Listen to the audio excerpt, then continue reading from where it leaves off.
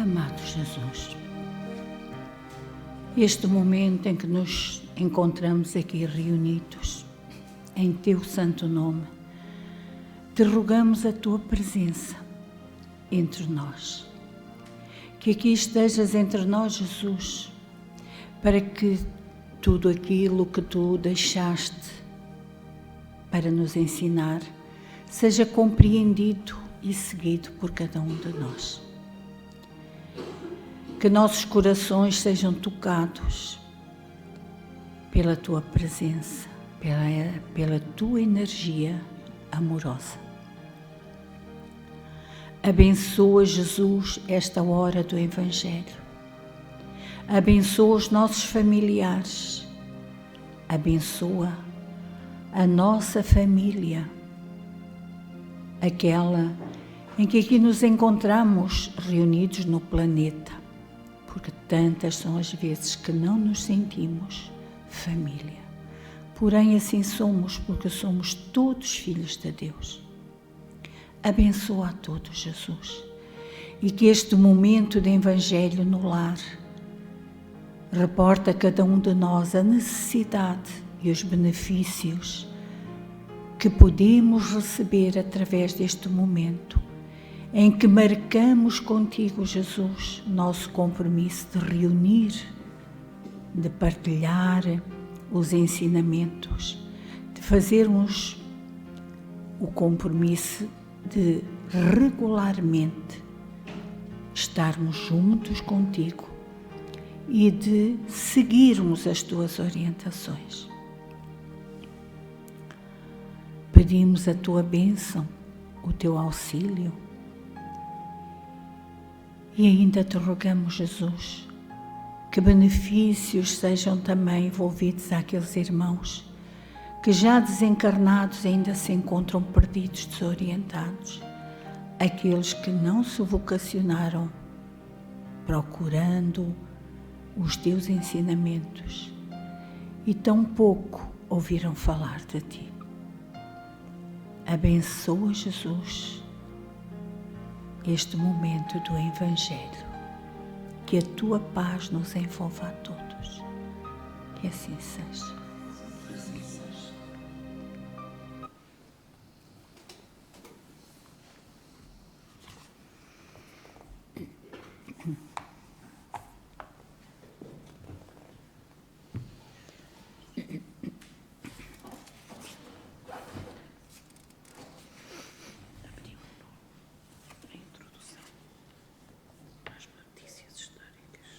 Mas é mesmo. Paramos depois onde ele quiser. Então, do Evangelho segundo o Espiritismo, da introdução, o capítulo Notícias Históricas. Para bem se compreenderem algumas passagens dos Evangelhos, necessário se faz conhecer o valor de muitas palavras nelas frequentemente empregadas e que caracterizam o estado dos costumes e da sociedade judia naquela época. Já não tendo para nós o mesmo sentido, essas palavras foram com frequência mal interpretadas, causando isso uma espécie de incerteza. A inteligência da significação delas explica, ademais, o verdadeiro sentido de certas máximas que à primeira vista parecem singulares. Samaritanos. Após o cisma das 10 tribos, Samaria se constituiu a capital do reino dissidente de Israel. Destruída e reconstruída várias vezes, tornou-se, sob os romanos, a cabeça da Samaria, uma das 4 divisões da Palestina. Herodes, chamado Grande, a embelezou de suntuosos monumentos e, para lisonjear Augusto, lhe deu o nome de Augusta, em grego, Sebaste.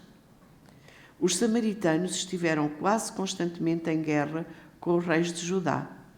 Aversão profunda, datando da época da separação, perpetuou-se entre os dois povos, que evitavam todas as relações recíprocas. Aqueles, para tornarem maior a cisão e não terem de vir a Jerusalém pela celebração das festas religiosas, construíram para si um templo particular e adotaram algumas reformas.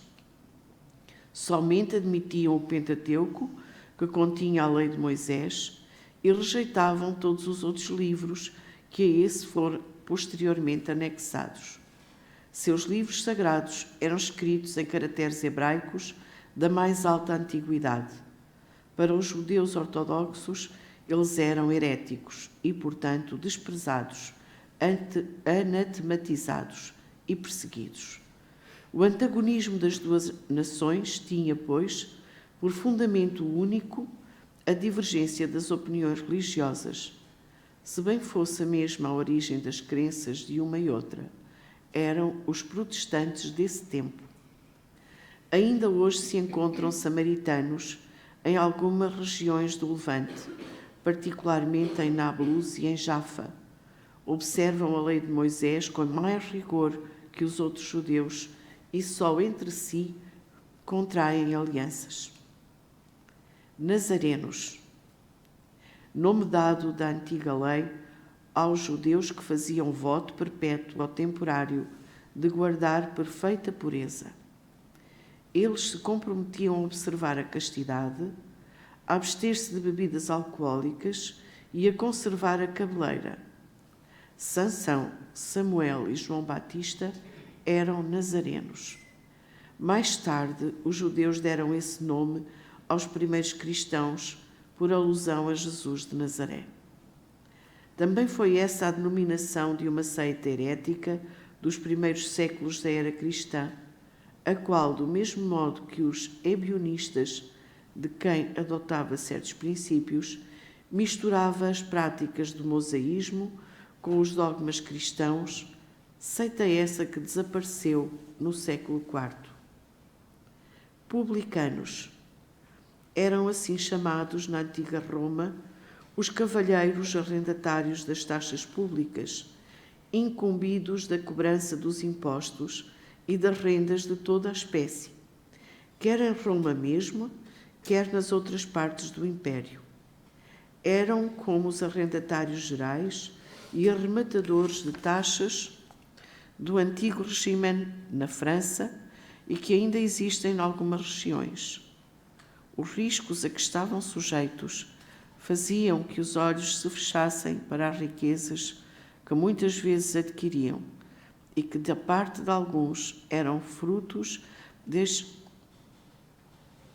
exações e de lucros escandalosos. O nome de publicano se estendeu mais tarde a todos os que superintendiam os dinheiros públicos e aos agentes subalternos. Hoje esse termo se emprega em sentido pejorativo para designar os financistas e os agentes pouco escrupulosos dos negócios. Diz-se por vezes, ávido como um publicano, rico como um publicano, com referência a riquezas de mau quilate. De toda a dominação romana, o imposto foi o que os judeus mais dificilmente aceitaram e o que mais irritação causou entre eles. Daí nasceram várias revoltas, fazendo-se do caso uma questão religiosa por ser considerada contrária à lei.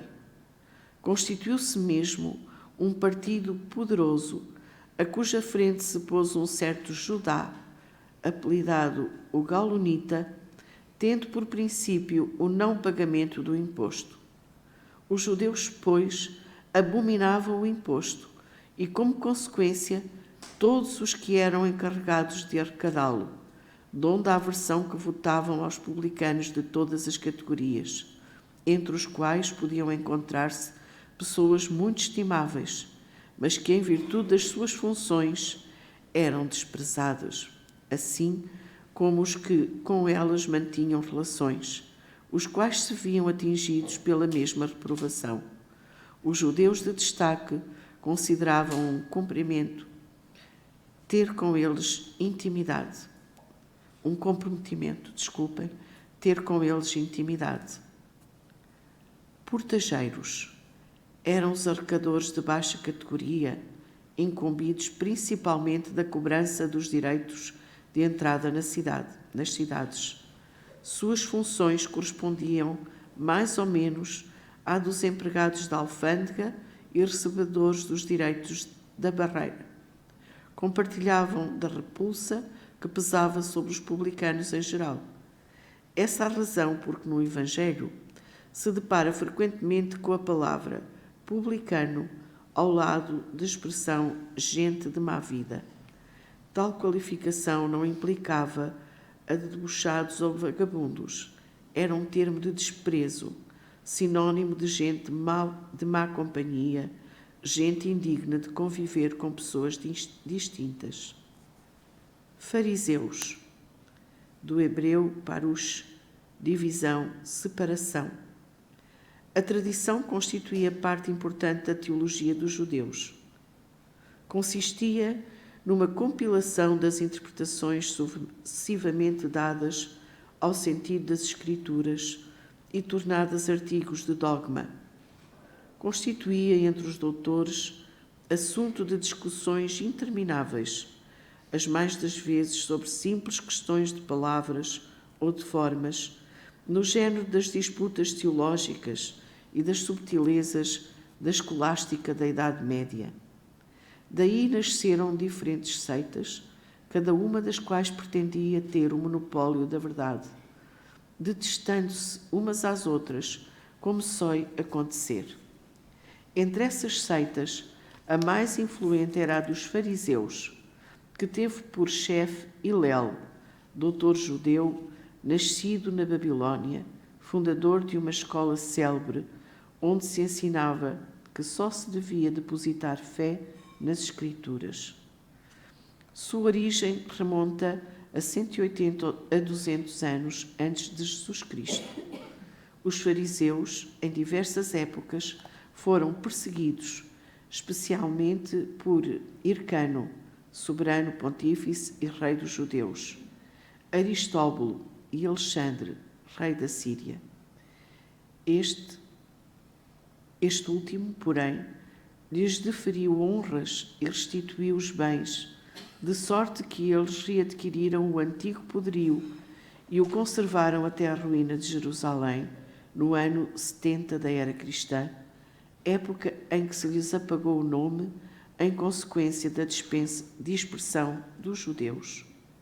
Tomavam parte ativa nas controvérsias religiosas, servis cumpridores das práticas exteriores do culto e das cerimónias, cheios de um zelo ardente de proselitismo, inimigos dos inovadores, afetavam grande severidade de princípios, mas sob as aparências de meticulosa devoção, ocultavam costumes dissolutos, muito orgulho e, acima de tudo, excessiva ânsia de dominação.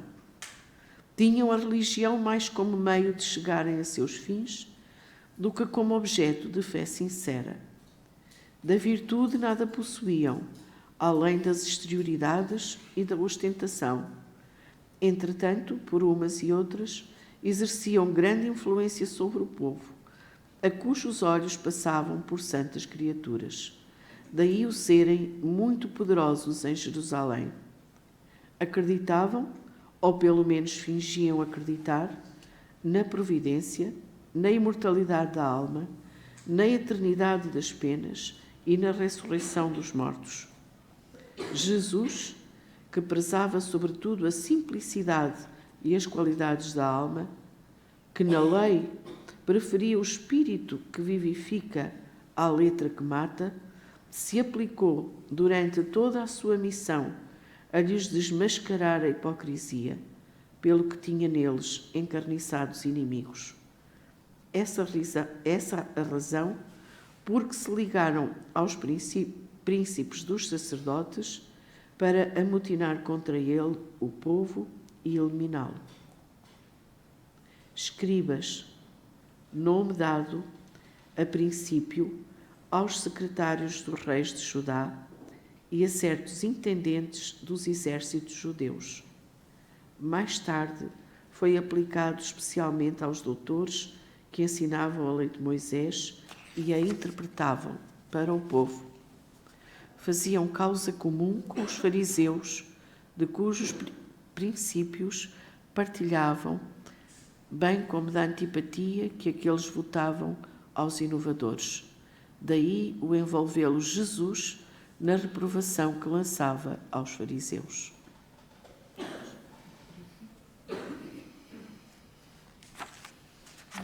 Alguém quer comentar sobre a leitura hoje do Evangelho?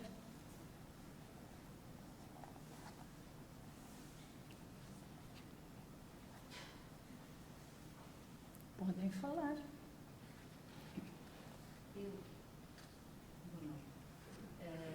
Uma das ideias que me veio desta leitura foi o ego, e a necessidade de impor a sua razão e o seu poder, que no fundo é vaidade, é uma tentativa de supremacia e de superioridade, e que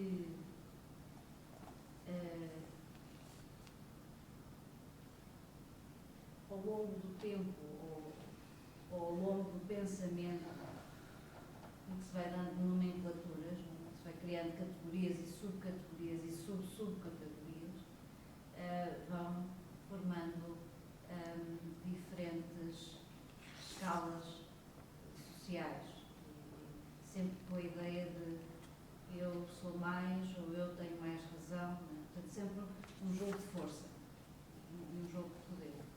E por outro lado também me fez pensar muito naquilo que se faz na política, que é isso, esse jogo.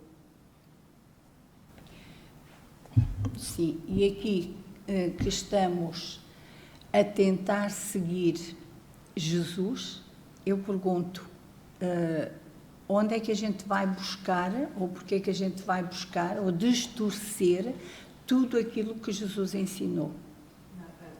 Poder da argumentação. Exatamente. E faz parte de quê? Da nossa ignorância. Nós somos tão ignorantes que até nos servimos, e a ignorância faz de nós pessoas orgulhosas, presunçosas, convencidas, por isso é que a gente quer passar acima dos outros, por isso é que a gente se quer sentir acima dos outros, e todas essas coisas. Quem, de entre nós, quem ainda age dessa forma, está terrivelmente equivocado, e somos espíritos atrasados ainda, porque Jesus veio na sua simplicidade, na sua amorosidade, no seu exemplo, ensinar aquilo que nós, seguindo, nos levaria à paz, à tranquilidade, à organização de tudo. Por que é que nós estamos em guerra? Foi isso que Jesus ensinou. No entanto, nós sabemos que há grupos que guerreiam, matam em nome de Deus. Mas aonde é que isso foi aprendido? Aonde é que Jesus ensinou uma coisa dessas? Se Jesus veio exatamente apaziguar, ensinar que nos deveríamos amar uns aos outros, respeitar e seguir o amor. Eu pergunto, será que nós já sabemos amar? Não sabemos, verdadeiramente não. Nós estamos com as pessoas que nos são agradáveis, que fazem aquilo que a gente quer. Mesmo muitas vezes aqueles a quem estamos ligados pelos laços do sangue, a família, que nós sabemos que é tão importante a família, tão importante. Mesmo assim, nós alteramos todo o compromisso que assumimos em estar naquela família, alteramos pelos interesses materiais. Quantas pessoas se matam por causa das heranças. E as heranças que às vezes os pais trabalharam para ter. E os filhos depois matam-se. E não ajudaram sequer. Então, nós temos que pensar, meu Deus, temos que entrar dentro de nós, abrir os nossos olhos da alma, fechar estes olhos do rosto, abrirmos os nossos olhos da alma para despertarmos. Quem sou eu?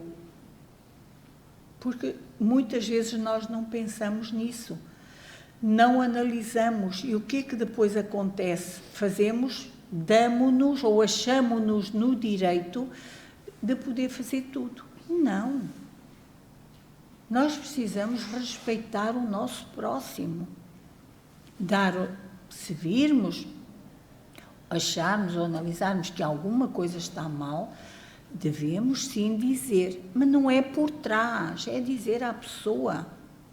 Se nós gostamos dela, se nós a amamos, dizer, olha, presta atenção por isto, isto e isto. Ai, mas ele vai se zangar. O problema é dele. Eu vou dizer com todo o meu amor e respeito, para bem dele, que seja por bem, não por orgulho, nem para magoar, nada disso. Mas se eu vou dizer por bem, porque amo aquela pessoa, porque respeito, se a pessoa não entender ou não quiser ouvir ou ficar aborrecida, o problema é dela. Eu cumpri com a minha obrigação. Ou será que eu não gostaria, se estivesse equivocado, se estivesse a fazer alguma coisa errada, será que eu não gostaria que um anjo bom aparecesse no meu caminho e me dissesse, olha, abre os olhos, presta atenção, olha lá o que é que tu estás a fazer. O que é que nos faz ficar aborrecidos, ou às vezes até zangados, com a pessoa que vem por bem ensinar-nos o bem, ou nos vem ajudar a corrigir as coisas erradas que a gente está a fazer? O orgulho, a vaidade, o orgulho, essas coisas todas que fazem parte dos espíritos ainda pouco evoluídos. Jesus, que até então foi o espírito mais elevado que esteve aqui na Terra, ele fez alguma coisa contra alguém? Ele roubou alguma coisa a alguém? Ele maltratou alguém? Não. E o que é que fizeram com ele? Como ele vinha ensinar, corrigir o que estava errado, o que é que fizeram com ele? Aqueles que não queriam ouvir, não lhes agradava, fizeram o que fizeram. A pontos de o matar, de o crucificar, de o coroar de espinhos e fazer essas tropelias todas que nós sabemos que ele passou. E ele mesmo assim revoltou-se contra alguém. Ainda teve, ainda nos deu o exemplo do verdadeiro amor. Perdoa-lhes, Pai. Eles não sabem o que fazem. E aqui na leitura, muito importante às vezes utilizarem-se da espiritualidade, das religiões, para se manifestarem são o máximo. Não. Nós seguimos, cada um segue a sua religião, aquilo que lhe toca ao coração naquele momento. Não é por eu ser católico, ou protestante, ou budista, ou espiritista, não é por isso que eu sou mais que os outros. Eu devo respeitar todas as religiões. É preciso que as religiões sigam dentro das leis de Deus. Porque Deus ou Jesus são em especial de alguma religião? O que é que vocês acham? Não. Deus, Jesus, Nossa Mãe Maria, eles vieram para todos nós que habitamos aqui no planeta para todos. Sigam religiões ou não sigam, eles vieram a ensinar o amor, a compreensão, o perdão, o caminho do bem. Trabalhar o nosso espírito para prosseguirmos evoluindo na prática do bem. Então, não há como tomar ou fazer crer que Deus é daquela religião e nós somos donos. Não.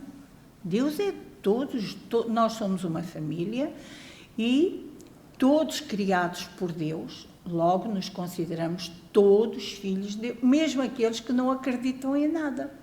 São ou não são filhos de Deus? São. Então, nós, cada um segue o seu caminho nos grupos onde se sinta melhor, porque as religiões o que é que são? São o aglomerado de pessoas que mais ou menos têm os mesmos pensamentos, seguem a mesma ideia e juntam-se ali, sentem-se bem, seja na Igreja Católica ou onde for,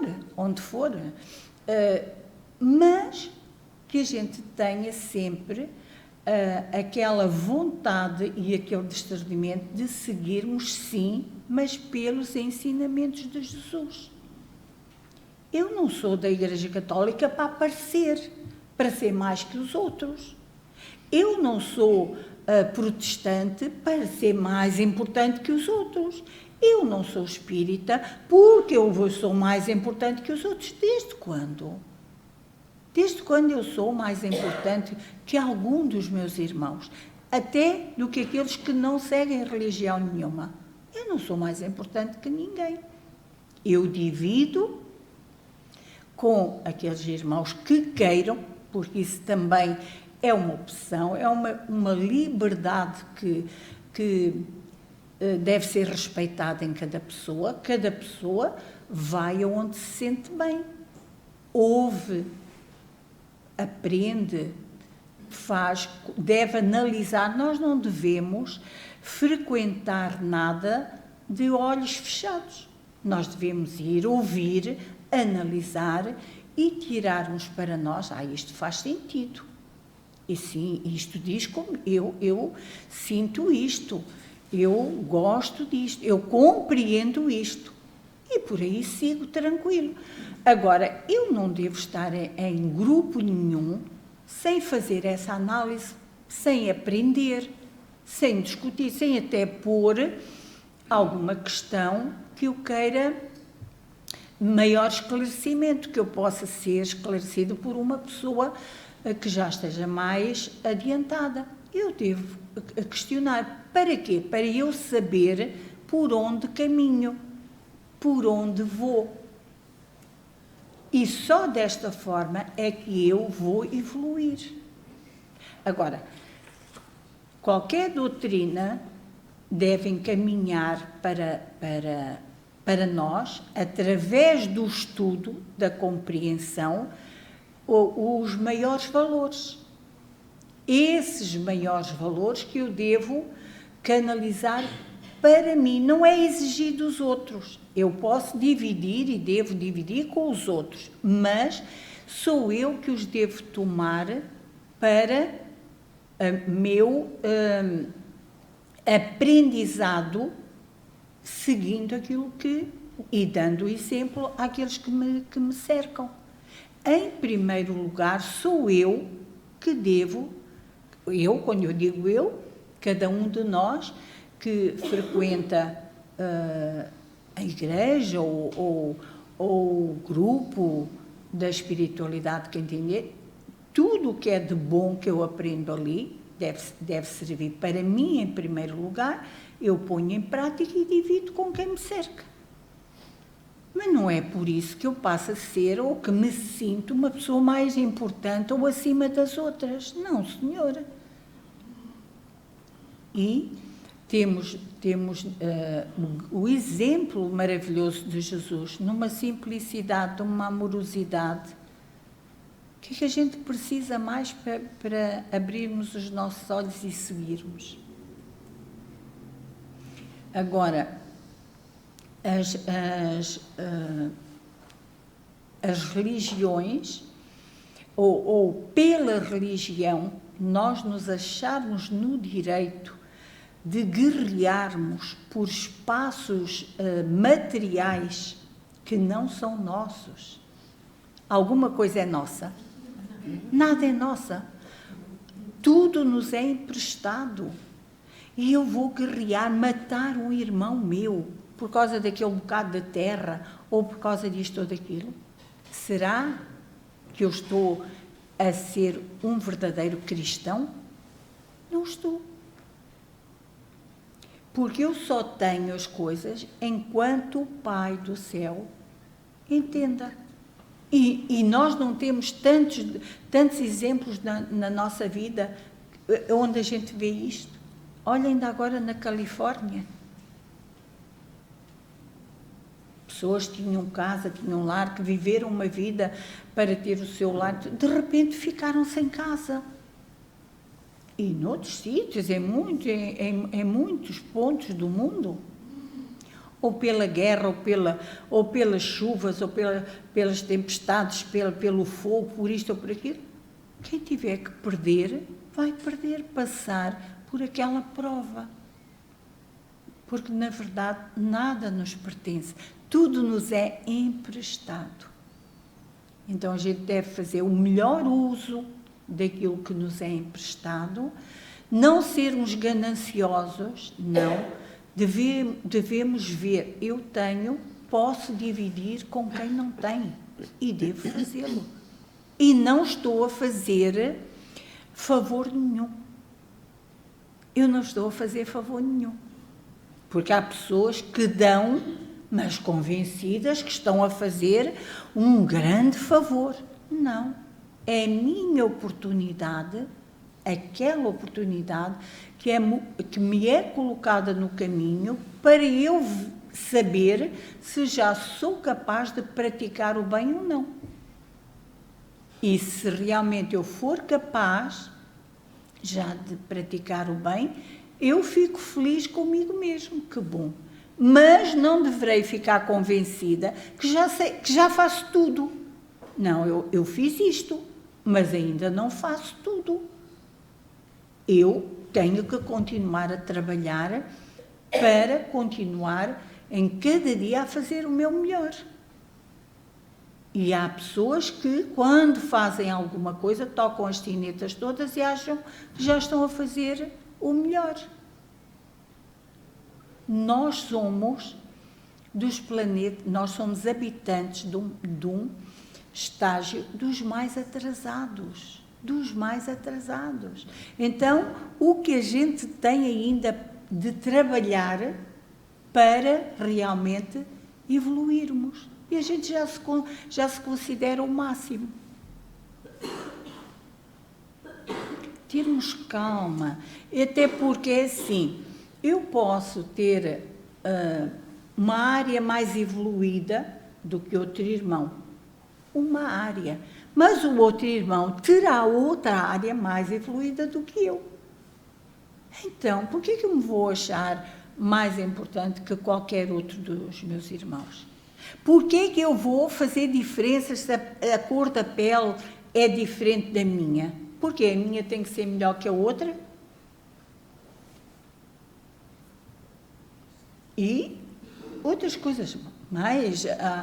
Há a diferença dos povos, porque habitam um país, se vêm para outro país, há discriminação, há isto e aquilo. Meu Deus, como nós ainda estamos tão atrasados. Em vez de recebermos com todo o carinho aqueles irmãos, por alguma razão, viventes noutro país, agora vêm viver no nosso. Que bom! E se fosse eu que precisasse ir para o país deles? Como é que eu gostaria que fizessem comigo? E quantos vêm do outro país para o nosso e às vezes vêm desenvolver coisas maravilhosas, que nos vêm ensinar, E quem sou eu para estar a pôr aquele irmão de parte, ou a falar mal, nem isso não se faz. Não se faz. E a leitura de hoje chama bem a atenção para isso, expõe aqui os equívocos, o que ao longo do tempo foi sendo feito e hoje continua ainda a ser. Tanto tempo já passou e hoje continuamos na mesma marcação. Isso me permite, era isso mesmo que sentia quando estava a ler. É que ainda muitos de nós somos samaritanos, somos fariseus, somos escribas, não é?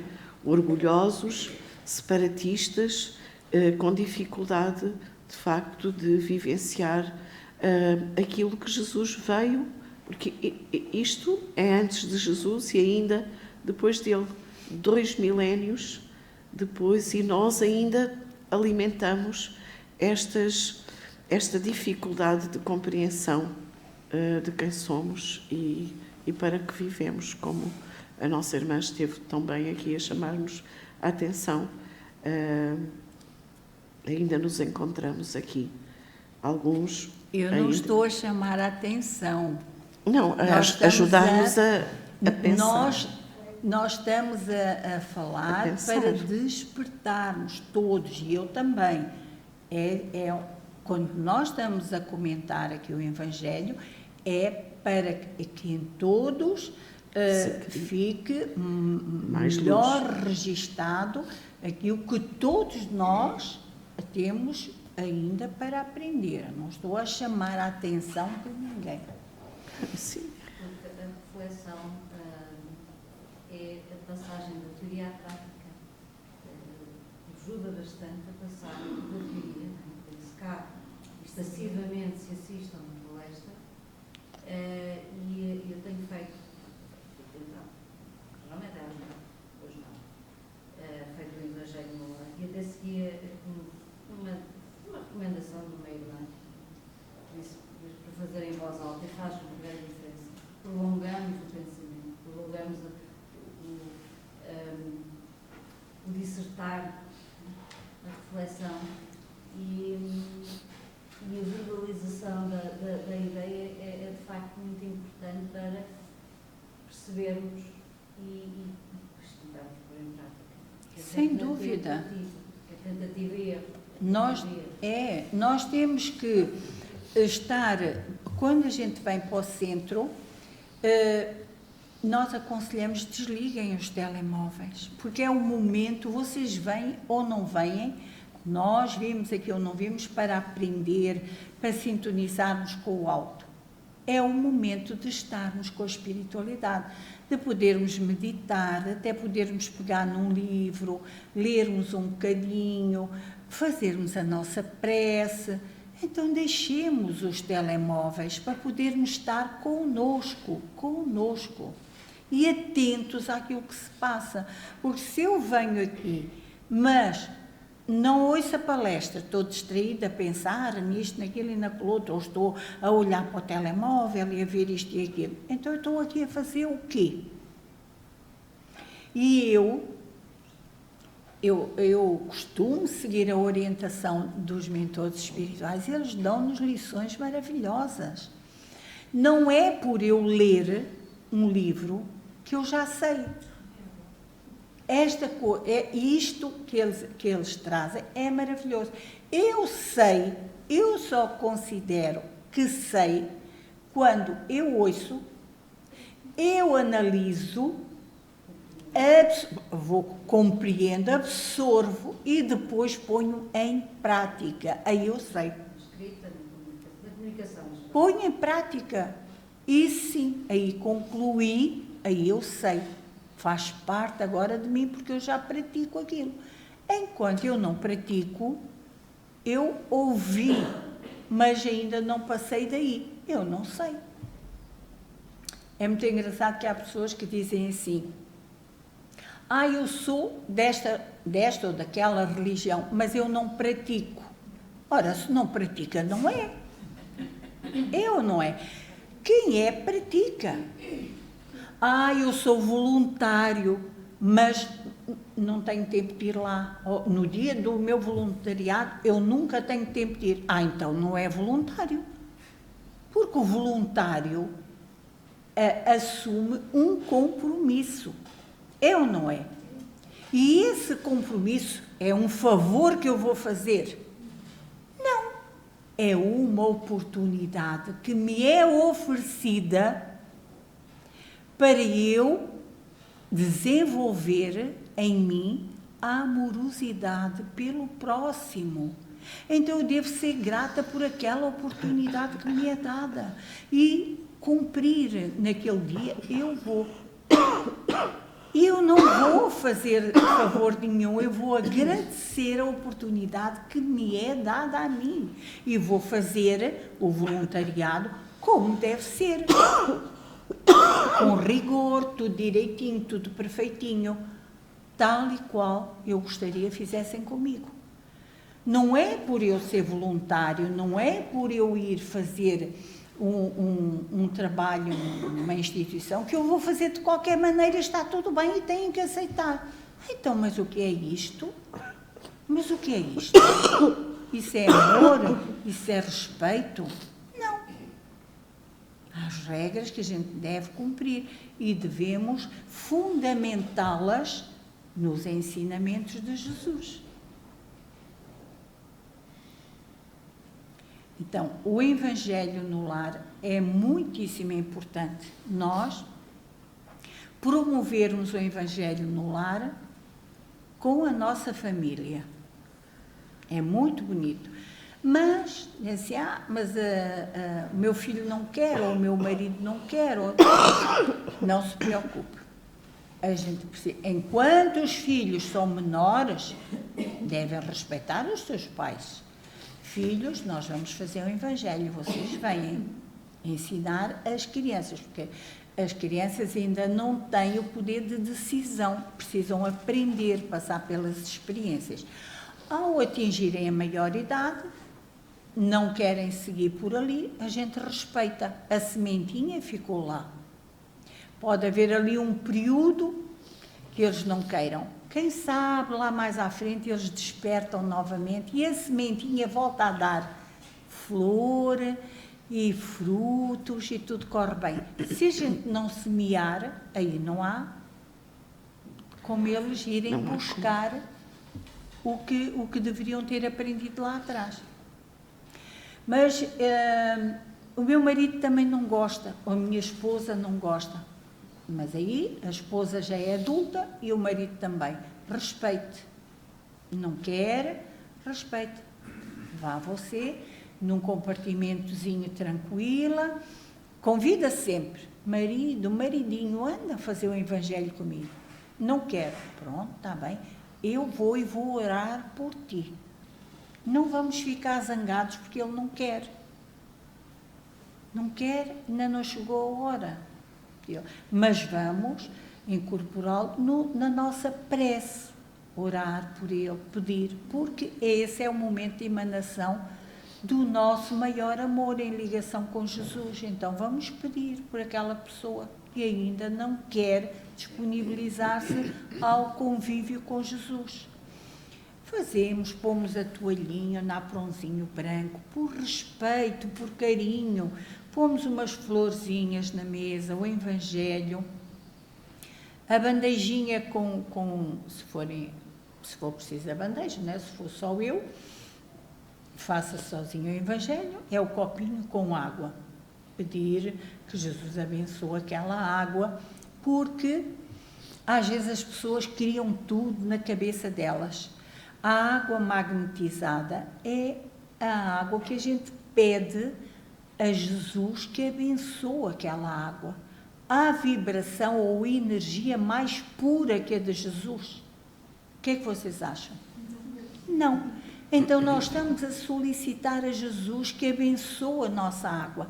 É preciso lá colocar alguma coisa dentro da água. Ela vai receber o amor de Jesus. Nós sabemos que o nosso corpo tem uma grande percentagem, é uma grande percentagem de água. Nós vamos trazer aquela água abençoada por Jesus para nosso bem. é o que é a água magnetizada. E pedirmos nessa hora do Evangelho, agradecermos pela oportunidade do Evangelho, pedirmos a companhia de Jesus, dos Espíritos queridos, às vezes até familiares nossos que já podem vir, eles vêm nos visitar na hora do Evangelho. Então é um momento muito importante que vai refazer as nossas energias, que vai libertar do nosso lar alguma energia mais negativa, contemplar ali o espaço com energias amorosas, positivas e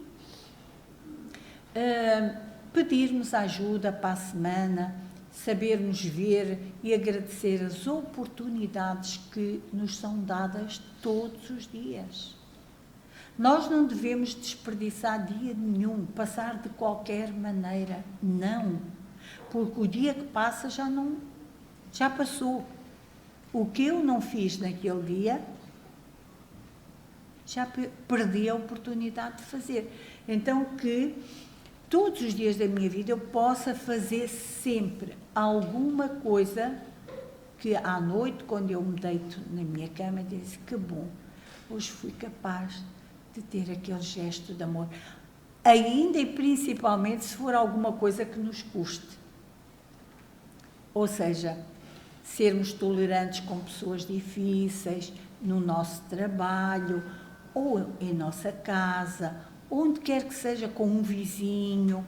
Às vezes a gente guerreia com os nossos vizinhos, só complicamos. Não vamos guerrear com os vizinhos, vamos orar por eles. Quando a oração, a vibração da oração os envolve, eles acalmam-se. A gente vai guerrear, ele pisa cá no nosso teto e a gente bate com a vassoura no teto. Ai, não façamos isso.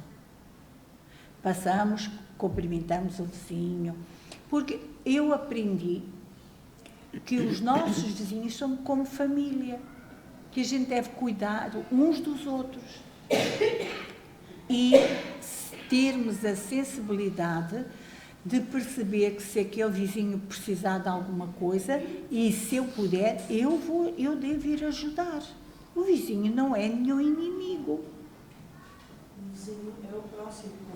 É o próximo. Jesus, Exatamente. É o nosso irmão e é muito próximo, porque às vezes é só um bocadinho de... Quem é o próximo? É aquele que está mais próximo de nós, claro. Nós devemos ajudar. É quem está à nossa volta, se calhar não temos a família longe. Se os vizinhos, aqueles que estão perto, nos ajudarem, a família que está longe nem sequer está tão preocupada, não precisa estar tão preocupada connosco. Exatamente. E é tão bom a gente ter um bom vizinho e sermos bons vizinhos. É muito bom, é maravilhoso. Saber que ao abrir a nossa porta, a porta ao lado também é uma família que nos abriga se a gente precisar. E nós abrigaremos a elas se elas precisarem. Então, no momento do Evangelho, a gente deve lembrar-se destas coisas todas, pedir pelos nossos vizinhos, nossa família de sangue, os nossos vizinhos, nossos amigos e por todos nós que habitamos aqui no planeta. Não é porque eu estou cá em Portugal e a guerra é lá não interessa, é lá. Não. Interessa sim. São pessoas como nós, com sentimentos como nós, com dores como nós. Então, eu devo orar por eles. Orar. Pedir, Jesus, abençoa-os, alivia, consola aqueles corações, dá força a eles. E passarmos a nossa vibração amorosa para eles. Pensarmos neles com muito carinho, com muito carinho. E aqueles aqui que perto de nós convivem, e nós com eles, também termos essa sensibilidade de perceber se aquela irmã ou aquele irmão estão tristes, estão a passar por algumas necessidades e dentro daquilo que eu possa ajudar, dar a mão, ajudar. Se é um irmão imigrante, a mesma coisa, respeito, carinho. Eu não sou mais que nenhum irmão que imigra e vem para este país. Eu não sou mais nem menos. Somos todos filhos de Deus. E o planeta é dele. Ele só nos empresta aqui o cantinho de Portugal, empresta o cantinho do Brasil, empresta a Dinamarca, empresta por aí. Empresta. Nada é meu. A qualquer momento eu embarco, vou-me embora para o outro lado e eu levo comigo alguma coisa. Levo no meu arquivo o que eu fiz, o que eu sou. Que seja uma bagagem leve, não é verdade? Pois. E sermos pessoas trabalhadoras, não indolentes, preguiçosos, trabalhadoras. Fazermos o bem e fazermos bem. Não sei se alguém quer dizer mais alguma coisa. Às vezes o nosso caminho no bem é onde a gente semeia, é por onde a gente semeia as coisas boas, não é? Onde semeamos, onde fazemos a boa sementeira. Quando a nossa vida nada dá bem, está tudo errado, nada dá certo, ninguém gosta de nós, para e pensa. Alguma coisa estás a fazer errado. Precisas alterar. Nada vem ao nosso caminho que não seja merecimento nosso, que não seja para nosso bem. Se não fiz nada conscientemente nesta vida, eu trago das vidas passadas. Porque nada, as leis de Deus não são injustas. Injustas são aqui as nossas, a do homem. As leis de Deus não. São justas, certas, direitinhas. Não somos vítimas, de jeito nenhum.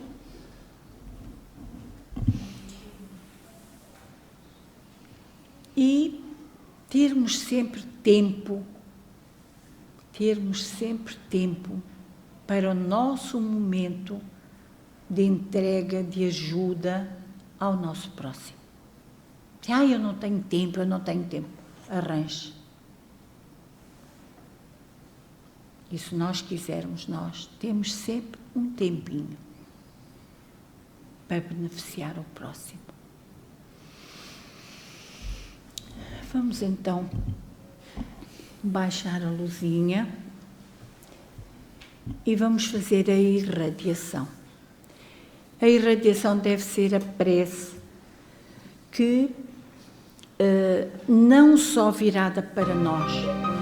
Nós devemos ser humildes, saber que também precisamos sempre da ajuda do Pai, de Jesus, mas não nos focarmos só em nós e muito menos nas coisas materiais. Nossos projetos, nossas orientações que a gente proponha ou apresente à espiritualidade, devemos pedir, se for para meu bem, se for por bem, se for isto, Jesus abençoa. Se não for, retira do meu caminho. Não é eu quero. Não, a gente às vezes quer coisas que nem sequer boas são para nós. E então, neste momento de irradiação, em que pedimos por nós, sim, que somos ainda pequeninos, ainda precisamos de tanto de ajuda e de aprender. Ainda precisamos tanto de pôr em prática os ensinamentos teus, querido Jesus. Pedimos-te, tem piedade de nós e envia sempre os bondosos espíritos, os nossos anjos da guarda, para nos auxiliarem, nos intuírem, para que possamos desenvolver o nosso aprendizado. E neste momento de oração, de convívio contigo, Jesus. A tua presença nos tranquiliza, nos envolve numa paz diferente. Nós te rogamos por toda a nossa família, todos aqueles a quem estamos ligados pelos laços de sangue.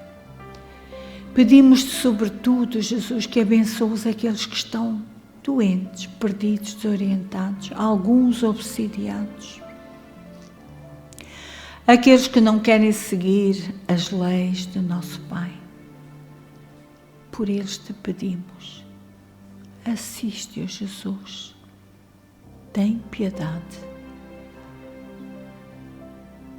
Rogamos-te por todos aqueles que já fazem parte dos nossos amigos, com quem convivemos em harmonia, com alegria, com prazer. Pedimos por todos eles, Jesus, para que nenhum se perca no caminho, para que todos eles te busquem e encontrem orientação positiva. Rogamos-te ainda por aqueles que possam estar incompatibilizados conosco, que não gostam de nós. Não queremos chamá-los de inimigos, não. São nossos irmãos. Por alguma razão, ainda não nos harmonizamos, mas pedimos por eles.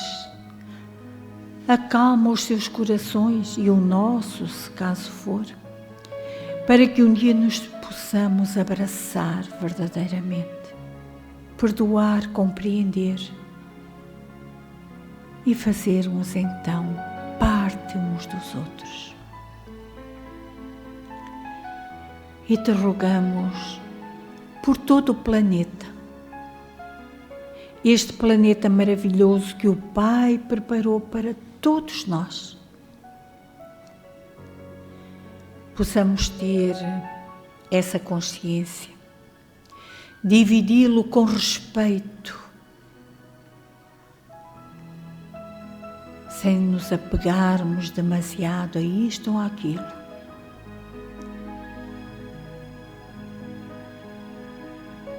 Por todos os nossos irmãos que habitam por aqui, te rogamos nesta hora de prece, e principalmente aqueles que estão a passar por momentos tão difíceis, em que veem seus lares desfeitos, seus entes queridos partir deste mundo, desaparecerem.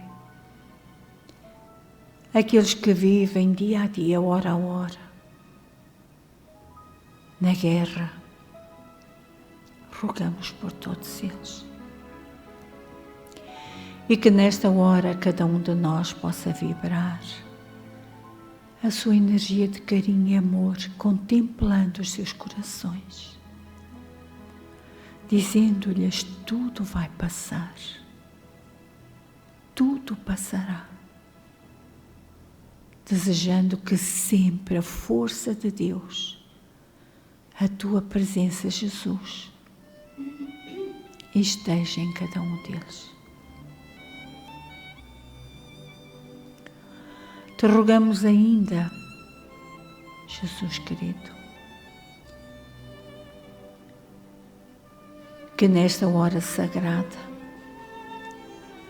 em que aqui reunidos contigo te solicitamos o despertamento de cada um de nós para caminharmos na estrada da evolução espiritual.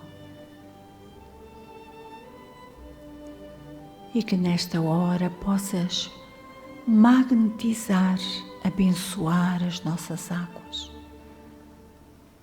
para que elas possam trazer a cada um de nós o equilíbrio, a paz, a tranquilidade.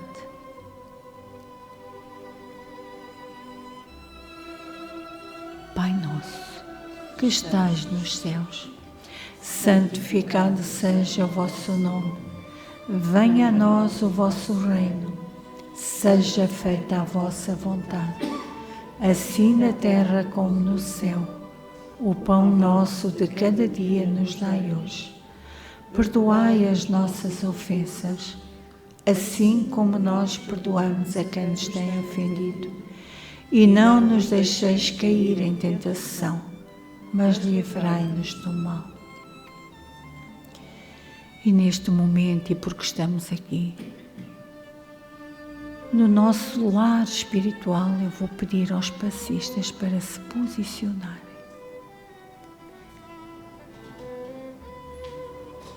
Irradiando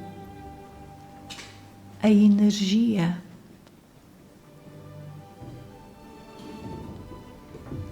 acalmando os corações.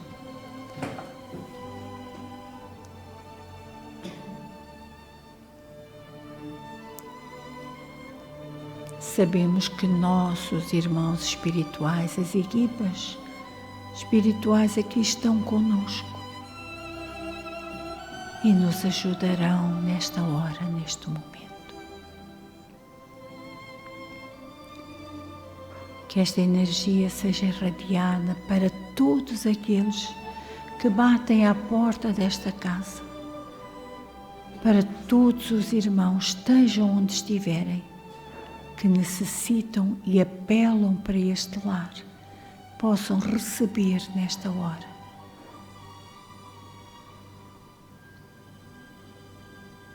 Jesus abençoa todos.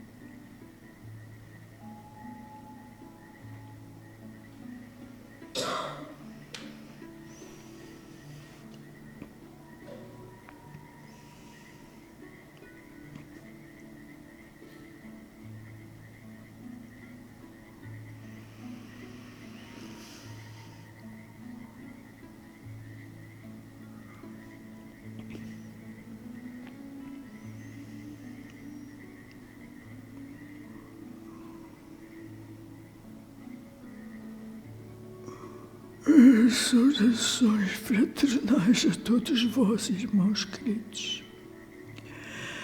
Jesus presente conosco, nos abençoa a todos.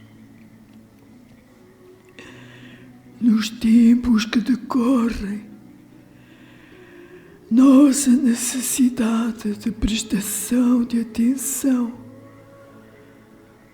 aos gestos, palavras, atitudes, propósitos de nossas vidas se tornam muito, muito importantes, necessários, pois que precisamos canalizar de cada um de nós o melhor energeticamente para favorecermos o cosmos, de onde todos recebemos a energia. Tempos de mudança, de transformação, em que precisamos estar alicerçados nos ensinamentos de Jesus para sabermos verdadeiramente o melhor melhor caminho a seguir. Desorientados sem bússola, teremos dificuldade na escolha, na decisão da melhor forma a tomarmos, do melhor caminho a seguirmos. Porém, Jesus deixou como nos devemos comportar, o que devemos fazer. Essa é a nossa bússola segura. Pacifiquemos nossos corações, acalmemos nossa voz, para que possamos realmente processar em nós e por nós o que for melhor. A calma e a serenidade remetem a cada um de nós a melhor resolução, seja qual for o problema. Nesta casa de amor, onde procuram sempre a condução, sois orientados pelos ensinamentos do Mestre Maior, Jesus. Busca-os, estuda e ouve, para seguir depois. Levai, queridos irmãos, em vós as vibrações mais amorosas, para que elas vos sirvam a vós e que possais dividir com todos aqueles que em cada dia da vossa vida surgem no vosso caminho ou partilham dos vossos momentos. Desejo-vos o melhor e remeto aos vossos corações o meu amor. Paz, muita paz em cada um.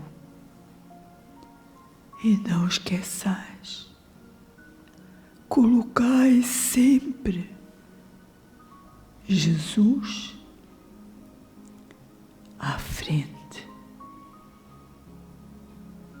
Que a paz vos envolva, meus queridos irmãos. Até sempre.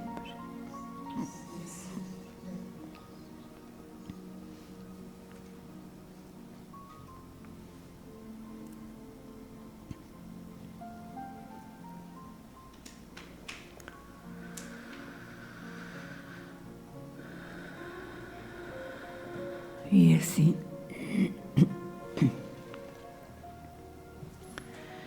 chegando ao momento de encerrarmos os trabalhos do dia de hoje, nós agradecemos à espiritualidade superior as oportunidades que surgem no nosso caminho. Desejamos toda a paz, desejamos luz despertando nossos olhos de espírito.